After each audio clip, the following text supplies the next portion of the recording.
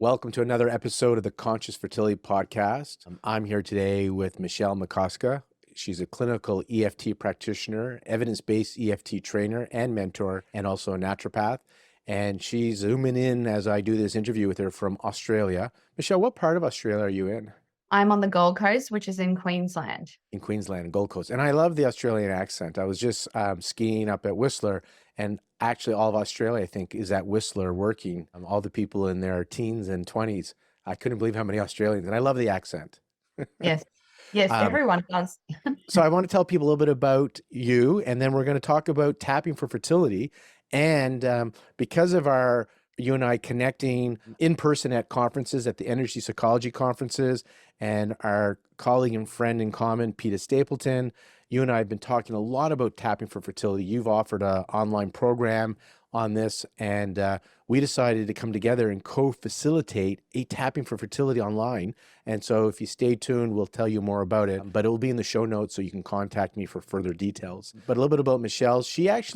Her background was in banking and finance originally. She did complete a Bachelor of Health Science and Naturopathy way back in 2011, and she's been in private practice since then. And like many of us that have gone into healthcare, she found that there was something missing.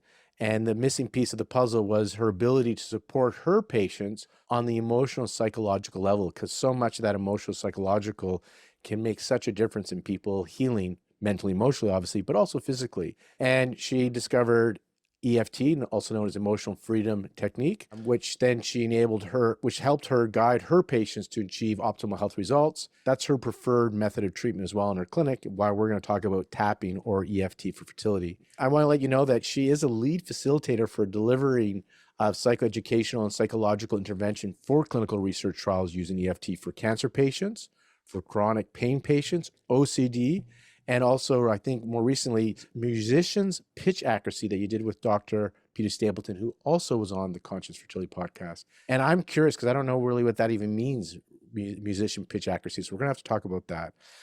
Anyways, I'm just glad to have you here and have your experience. And I'm looking forward to co-facilitating tapping for fertility as well. So welcome to the Conscious Fertility podcast, Michelle. Thank you for that lengthy welcome. You're welcome. So we've had a couple of researchers and experts talk about EFT. It's one of my favorite modalities that I use in my practice, along with the acupuncture and laser. I kind of wanted, for those that are being introduced to emotional freedom technique, can you kind of tell them about it? And if you're okay with it, I may interrupt and ask some more specific questions. And I want to know a little bit more about the research that you've been involved in as well as we work our way into this for fertility.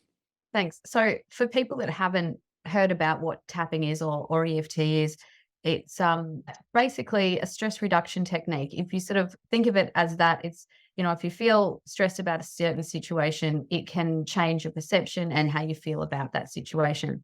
That's just to put it really simply, but it's much, much more than that. It's not just for stress, it's for pretty much any negative emotion or experience that you've had. It can help to change that perception, because within your body is always looking to associate experiences to something else to determine if it's a threat or not. And so with EFT, it helps to any of those past experiences that are now sort of running the show of how we show up every day based on that association. It helps to remove those negative experiences, and so that when our body's looking for that association, it's not there anymore. So you can respond in a healthier, more productive way and move forward in your life instead of being stuck with those associated memories and feelings. And why would we care then if we have these negative perceptions? So basically your reality is how you perceive what's going on in your life. You talked about it's like a threat to the body. So how does this affect our not only emotional health, but our physical health? Yeah. So when we feel we're under threat or there's something that, we need to run away from, that fight or flight, response. So run, freeze, do something to keep us safe. What happens is the amygdala is affected. And so once that is activated, the amygdala is the stress center of our brain. It then sends off a whole lot of other, like a chain reaction of chemicals and then responses physiologically in our body. So physically what's going on is it's pumping out hormones and neurotransmitters. So adrenaline, noradrenaline, cortisol, And then what we used to do in the day of the caveman was we would either run from the tiger or fight the tiger, or hide or freeze, etc. And then all those hormones are being used up and discharged. So what's happening sort of now is that we're not having the chance to discharge or use those hormones or respond in a way that there's a physical or somatic release. So those hormones and stay sort of circulating in our body. So long-term cortisol is a pro-inflammatory hormone. And we know with levels of high cortisol, it affects hormone production, inflammation.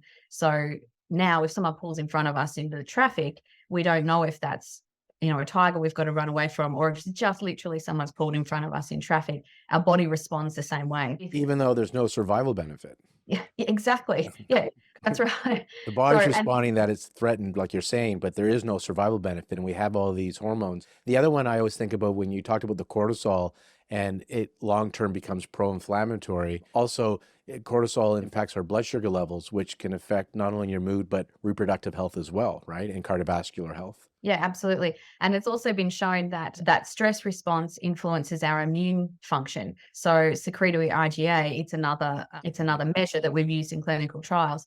That's our first line of defense for our immune function. And there's lots of things that can influence that, but long-term stress or stress that's not discharged can influence the secretory IgA. So there's a whole lot of other things going on physiologically that then in turn that affect our physical health. So if it goes on and it's not processed or discharged, it's going to show up somewhere else, and it shows up in our bodies. And I always think that the analogy I liked is that it's kind of like a combustion car that, every once in a while when you want to pass somebody and the RPMs go into the red, they say it's actually healthy, good for a car to every once in a while floor it and get the engine going.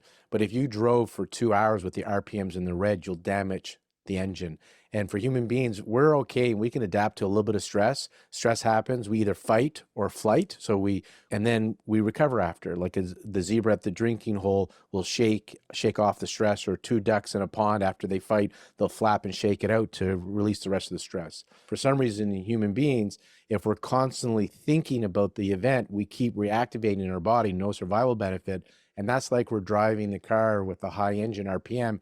And if this happens weeks, months, years, then it starts to create poor health, and these inflammatory hormones and gene expression changes and blood sugar changes and blood flow changes.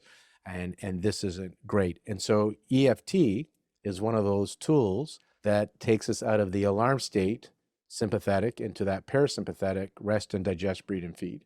And so a lot of people are like, it just sounds so simple and silly. You're saying these expressions and you're tapping, but you're involved in some clinical research. And when I read your bio, which ones are you directly or indirectly involved in? And can you talk about what you guys have seen? I saw that EFT for cancer patients. Do you know what kind of studies have been involved with the cancer patients and what they were looking and measuring and what they saw? Yeah, so with the cancer patients, I was one of the facilitators on that trial. So I worked alongside a psychologist, and we both facilitated that. The measures were things like quality of life, anxiety. So it was all very subjective type measures and questionnaires from those participants, which some people kind of say, oh well, that's not a big deal. It's not hard data, and it's too subjective. However, I mean, if you ask the people involved in the trial, they felt amazing, and that it was worth every session that they attended. So, in research, it's still important to have those measures for people. And we found that everyone had an improvement in all of those measures.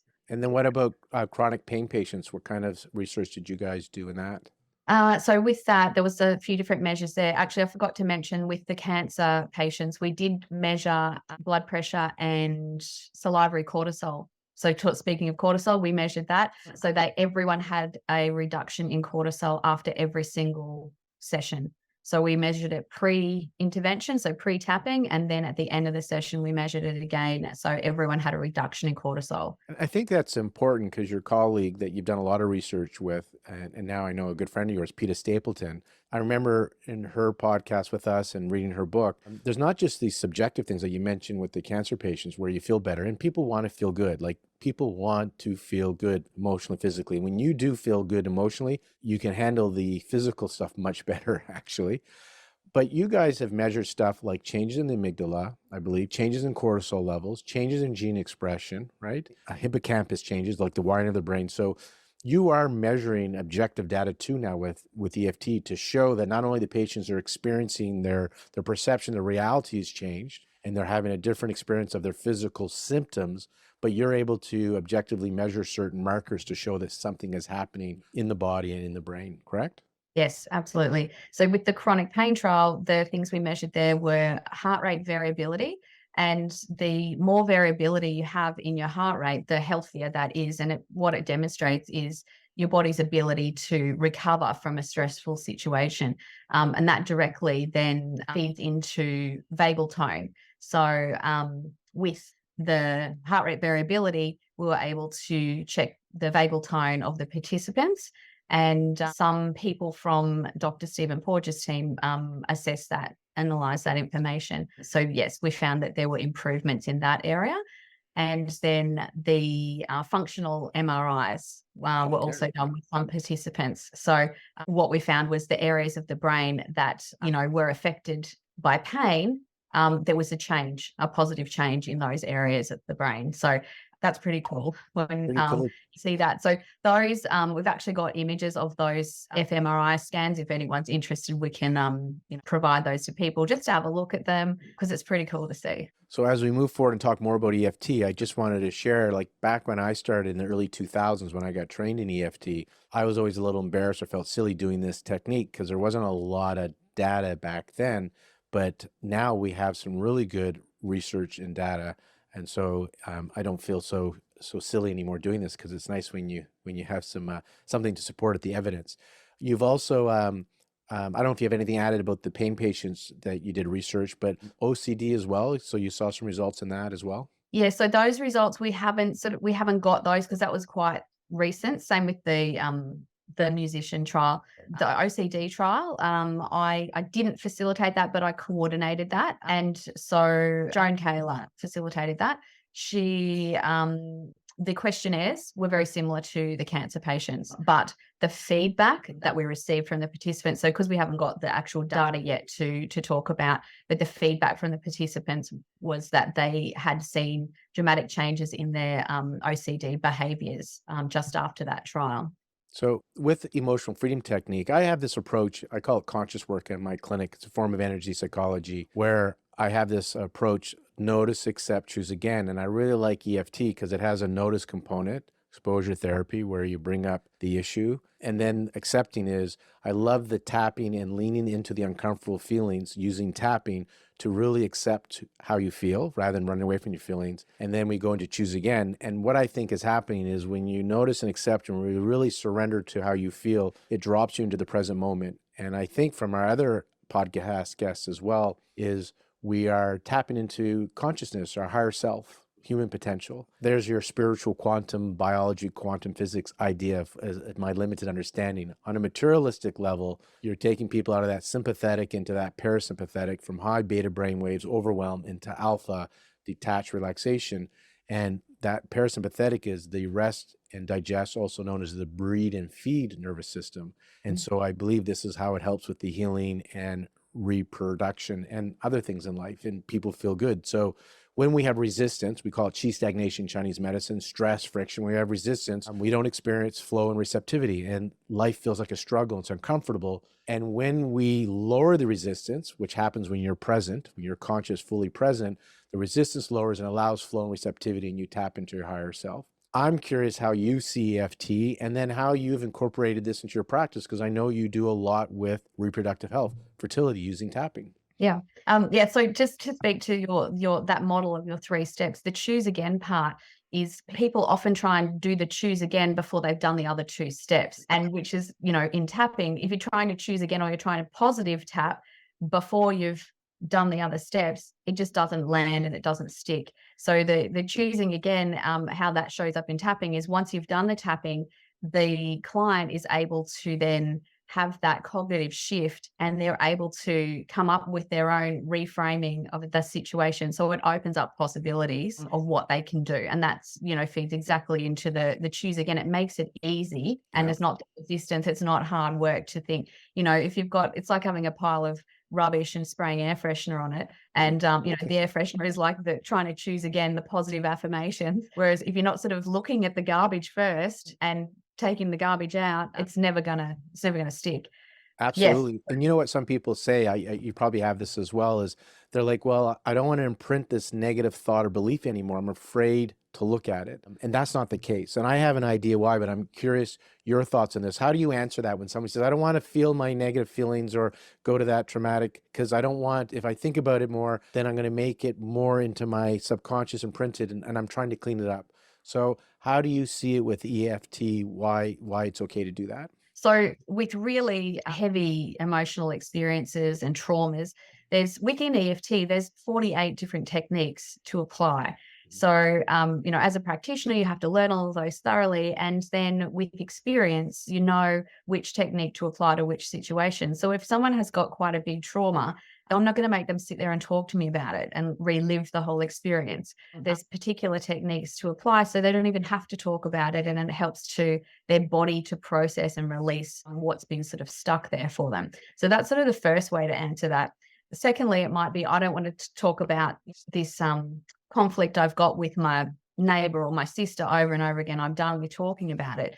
The difference is that if you're just talking about it, you are going to just create more neural pathways. You're just going to keep laying down those neural pathways and you really solidify that. The difference is that if you're tapping at the same time and you're focused on the issue by talking about it, and you can even just imagine it, like if that fits the client I'm working with, that's how we'll go. So by doing that, you've affected the area of the brain that issue is creating problems in.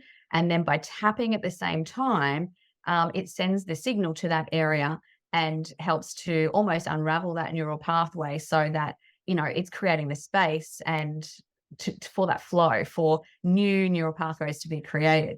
So the tapping and talking is the actual key to resolving those issues. It's the talking alone that is reliving and solidifying it. And there's been dismantling studies done on that, where just talking, just tapping and talking and tapping. And what came out on top was the talking and tapping, which is the process that we use commonly. I love how you explain that. And it kind of is aligned with this metaphor or analogy of, you can't talk your way through these issues. You can't think your way through it or talk your way through it. It's a felt sense experience. It's a body-based therapy, which EFT is. And I often understand it this way. So you've given us kind of a little bit of a science idea of the neuroplasticity, right? Exposing it and tapping on it so you can change those neural pathways. You've probably heard the expression, many traditional cultures say, light can transform the darkness.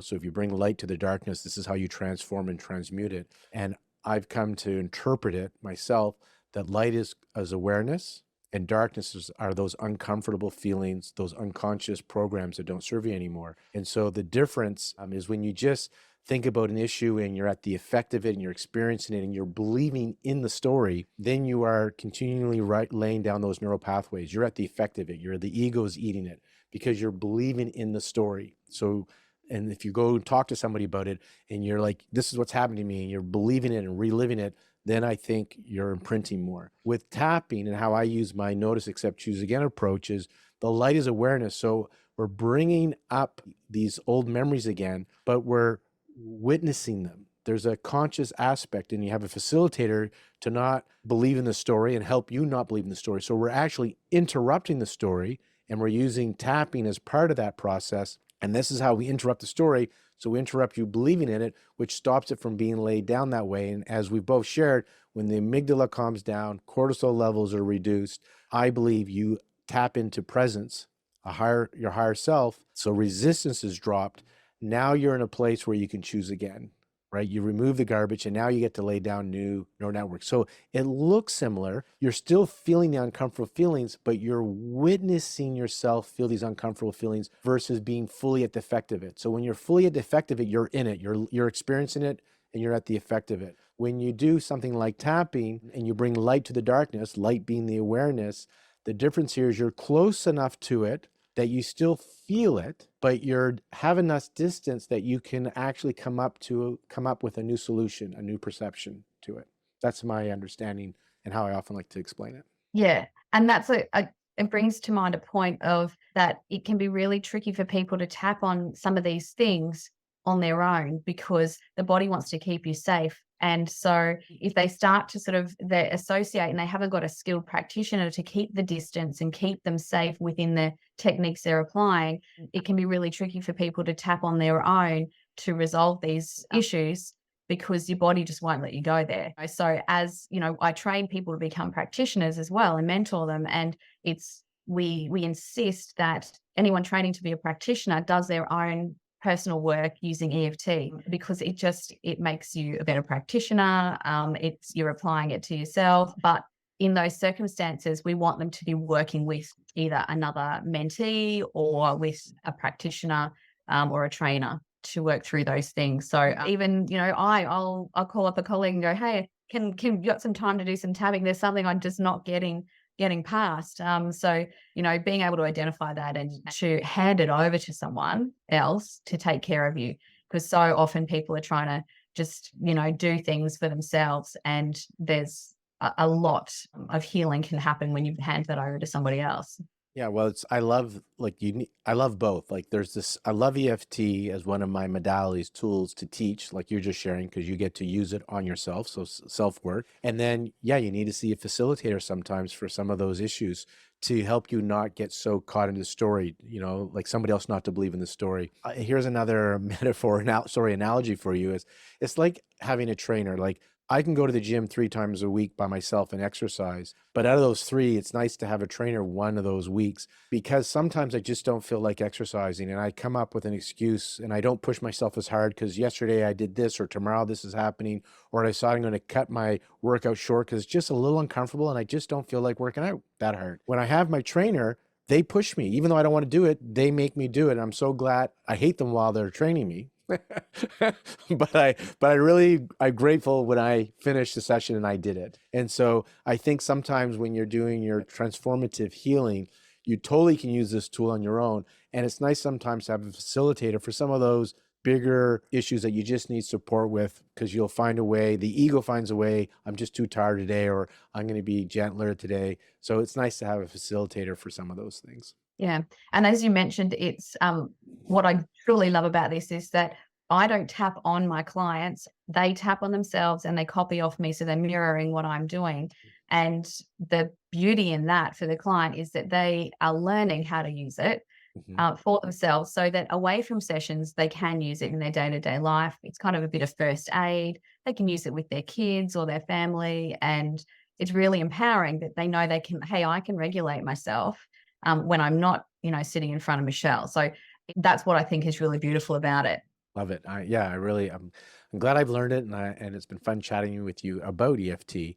Now, you have a pretty good sized practice working with people trying to conceive, and I'm curious, how did that happen from your background in getting into the fertility, and kind of share a little bit about what you've been doing with your clients and how that turned into like a little workshop program over 6 weeks, and then we can talk a little bit about what we're planning.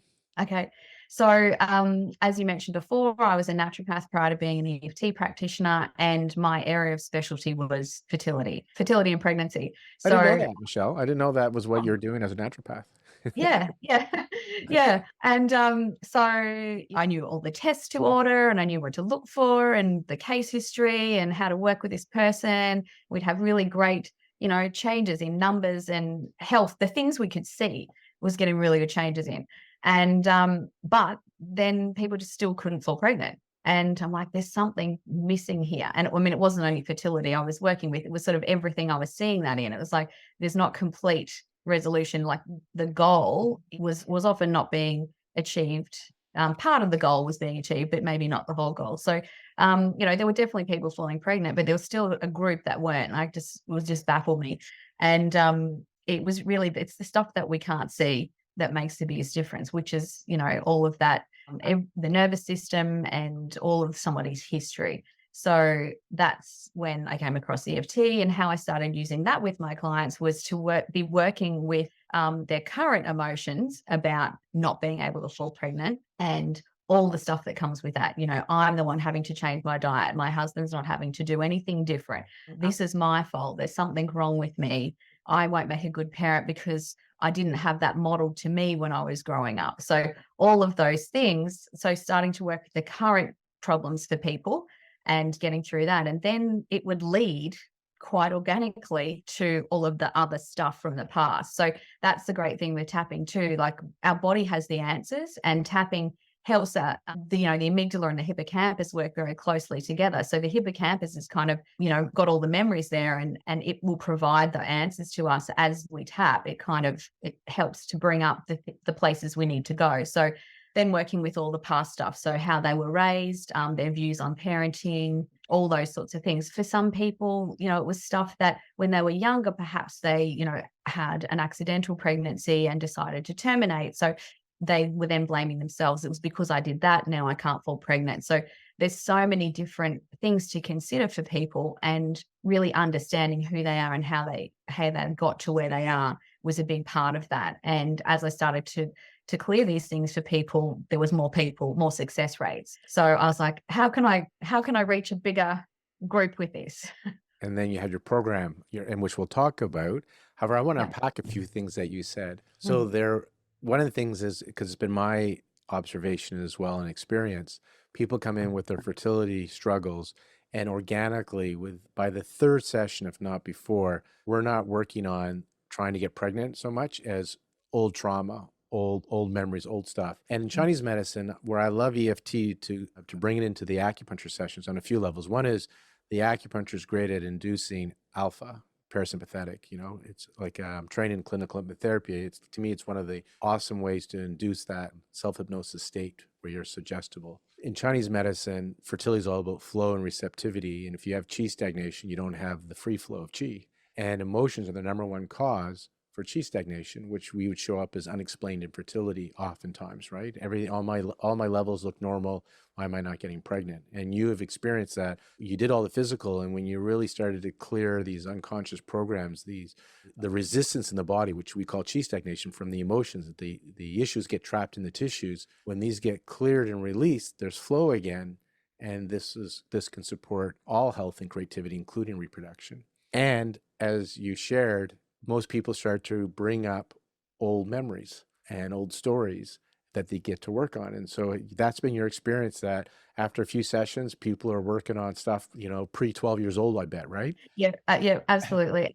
And they don't even realize, and it's beautiful to watch when people say, oh, I had no idea that that impacted me that way, because nobody ever acknowledged that for them at the time, what that meant for them and what they might have been going through. So yeah, I feel so privileged to be able to work with people in this way, and to see all of those things come up, and to be processed for them so they can move forward. In And some of the research that you guys have shared, there's a research, and I'm wondering, what's the ideal treatment dosage? Do you find like once a week? If you could choose, time and money was an issue, once a week or twice a week? And what's the expectation on average for people? Is 2 sessions, do it for 4 weeks, 8 sessions, or once a week for 10 sessions? Curious what you have found clinically. And sometimes what we do clinically is not, like, I see people once a week and I say 5 to 10 sessions expectations, right? If my schedule's full, so I can only see people once a week to fit them in, I would rather do twice a week for like 3 weeks or 4 weeks and then move to once a week, but my schedule doesn't always allow it. I'm curious, what do you think is the best way to bring this form of natural, safe intervention, EFT, into our practice? yeah. So some clients say, can I come, twice a week or 2 or 3 times a week? I just want to, people are in a state of desperation sometimes, wanting to have a baby. So they just want to get through and get it done. To that, I say to people, my job is to keep you safe and your body feeling safe. And that's the problem sometimes. People's bodies don't feel safe enough to conceive.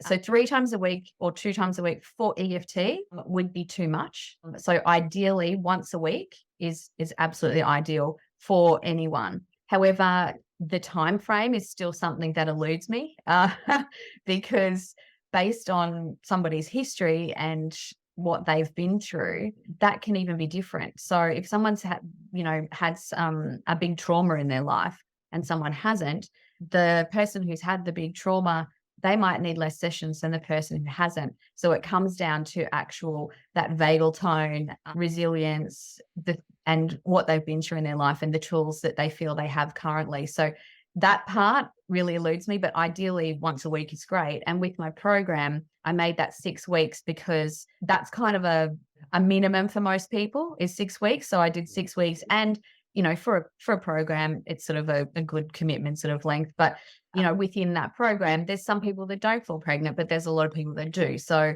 6 weeks was a good marker. But some people continue on after that 6 weeks, just doing one-on-one sessions. So yeah, the crystal ball part, Yeah, I know. I can't answer. Yeah, because we don't know how, just like you said, some big traumas, the big event may not have created so much trauma in the body. So it's not the situation that determines the trauma. It's how you experience it and perceive it, and how sensitive you were coming into this world. And people have heard me say this with many guests that I've had on for these podcasts. A common thing for people to feel abandoned and traumatized is being picked up late from daycare, right? So if you're sensitive, that could be really a traumatic experience, whereas somebody else, it wouldn't affect them at all. Now, there are certain traumas like a physical or sexual abuse. Doesn't matter whether you're sensitive or more resilient. Most people, that's going to traumatize them regardless, right?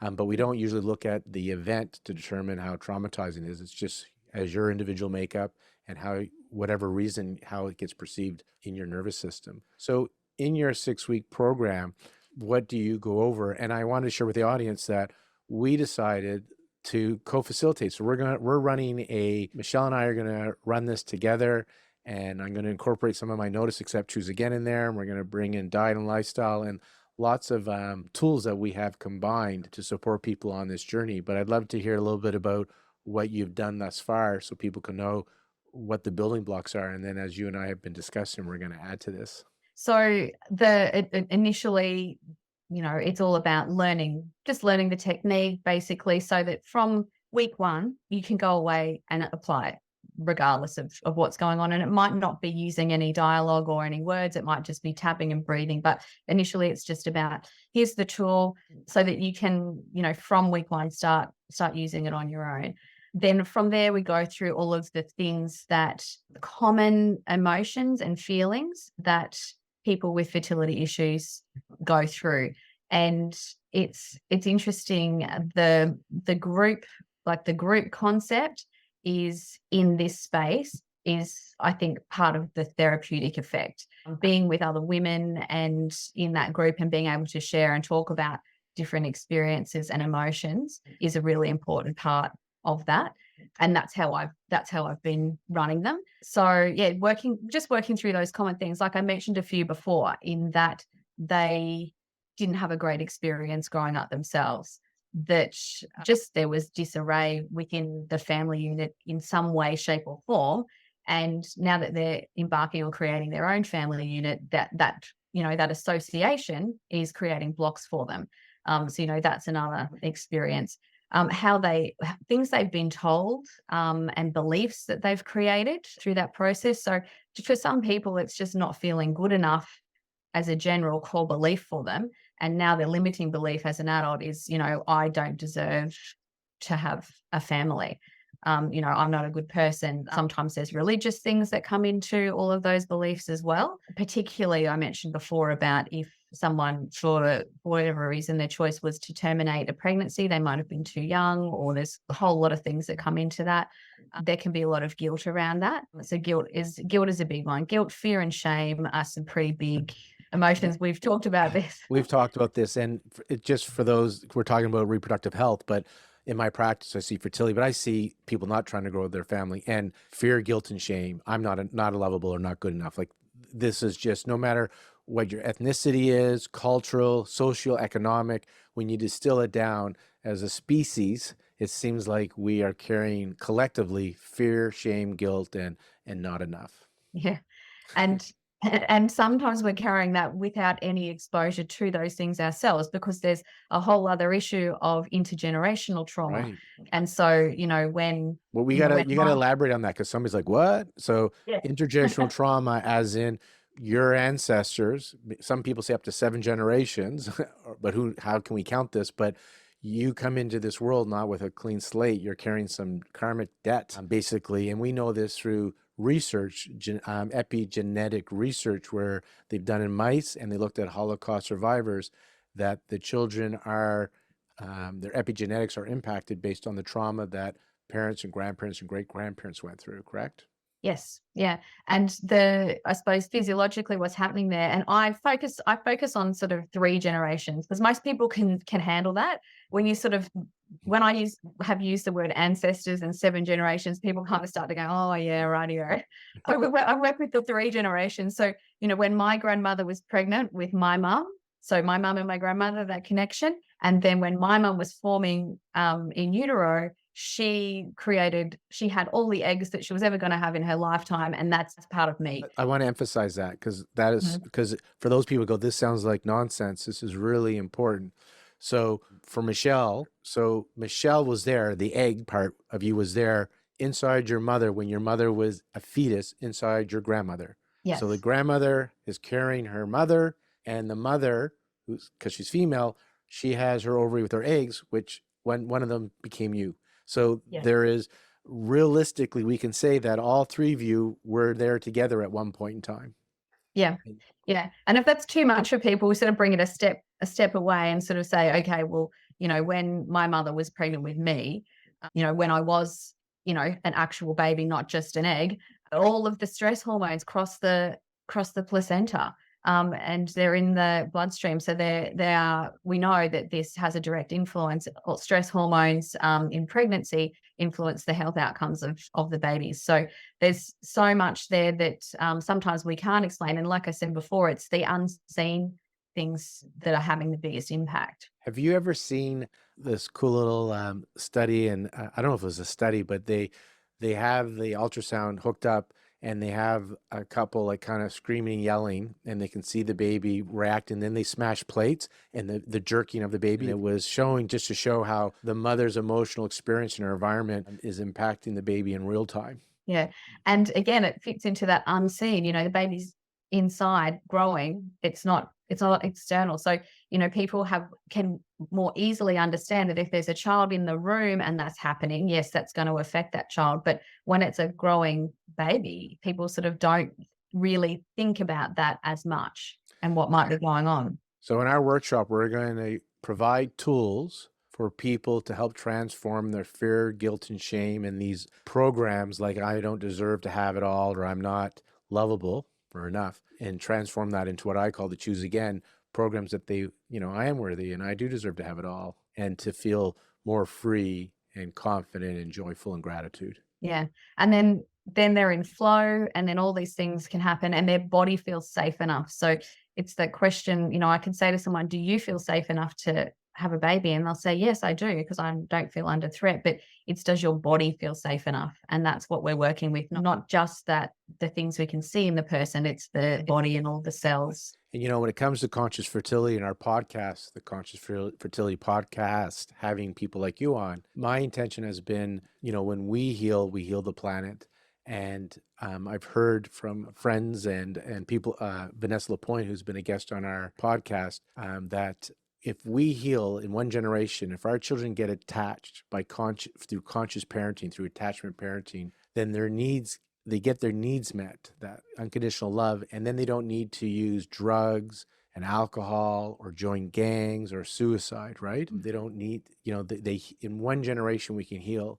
And so to do that, people that are trying to conceive are going to do whatever they can. And conscious fertility is one of those things, or tapping fertility is one of those things to support this process. What I like about tapping for fertility and the conscious work that I like to facilitate is I believe the intention here is you're going from conscious fertility to conscious conception to conscious pregnancy to conscious parenting. So the fertility ends up being your wake-up call, brings you to do the conscious work, and you start to heal these old traumas, and you get to release these trapped issues in your tissues. So the chi stagnation is dispersed, and now you have flow and receptivity again, and these synchronicities in life happen. And regardless, if you have a child, then hopefully you're in a conscious state and you're able to attach to your child so his or her needs get met. And if you don't conceive, you're still okay because you found this way to tap into a part of yourself that you haven't been before, because it feels so good to be in flow and receptivity. It does not feel good to feel stagnant, to feel the resistance in the body when you don't get what you want. And when you're able to fill that up inside without needing it from the outside, it feels really good. And so I'm so excited about us doing this together, because whoever comes, I know they're coming because they're hoping to conceive and grow their family. My agenda, and we've shared this off camera, our agenda is everybody benefits. Whether you have a child or not, you will feel good. Yeah. And I've had clients say, because they've had such a fear about how they were going to cope in life if they can't fall pregnant. And to have people say, it's going to be okay no matter what happens. I'm going to be okay and I'm still going to survive and I'm still going to have a happy life. Even just to come to that cognitive shift, that can open up the possibility to fall pregnant. But if it doesn't, like you say, they're still going to be okay. And they really believe that now because of the work that they've done. So I want to just direct people to a few things that we brought up here. First of all, if you're interested in joining Michelle and I in this workshop that we're going to run online, so it doesn't matter where you are, then you can check out the show notes or go to my website, laurenbrown.com, and I'll have information for you on that. So just contact us. Michelle's website we'll put in the show notes as well. Michelle, can you just say it though, so we have it verbally? Yes, it's Nurture Health Solutions. Nurture Health Solutions. And I mentioned, Lisa, your colleague and good friend, Peta Stapleton. So she has a podcast on here on EFT. Also, you mentioned the vagal tone and Stephen Porges. I want to let our listeners know that there's a really good episode on the Conscious Fertility podcast with Stephen Porges. Check that out, as well as other EFT guests. So if you want to learn more about EFT. And also I mentioned a little bit about conscious parenting. I have a few experts, Vanessa Lapointe, Gordon Neufeld, Deborah McNamara, on there on conscious parenting for those that already have children or want children or who ever been a child. Then I think it's a good listen to that one as well. So I just wanted to give a shout out for those podcasts that you may want to listen to. Michelle, is there anything you wanted to add or share with the audience before we wrap up together today? There was one thing you mentioned before about, in healing the old traumas. And one of those traumas can be their own birth. So the person that's trying to fall pregnant, they may have had a traumatic birth. And so that's something else I do in my work with a, different process, a matrix birth re-imprinting. But the clients that I do that with, it can change the pattern for them. It's breaking that cycle. And so their next time that they're giving birth, it can change their whole laboring experience, because we tend to have similar laboring experiences to what our mother had, or what our experience was being born. So that's another sort of key one that can change outcomes, like birth outcomes for people as well. So with the listeners, just have a think about, if you have had a baby already, how similar was it to your own birth, because we take that on as well. That is excellent to hear, and I'm glad to be able to share that resource with our listeners. So check out Michelle's website, and if you're interested in the workshop that we're going to co-facilitate, you can contact me to find out more information. And so, Michelle, thank you so much for making time to chat today on camera for our listeners. You and I get to geek out here and there, and it's nice to just talk to you as well for the podcast. So thanks for joining me today. It's been my pleasure. Thanks so much.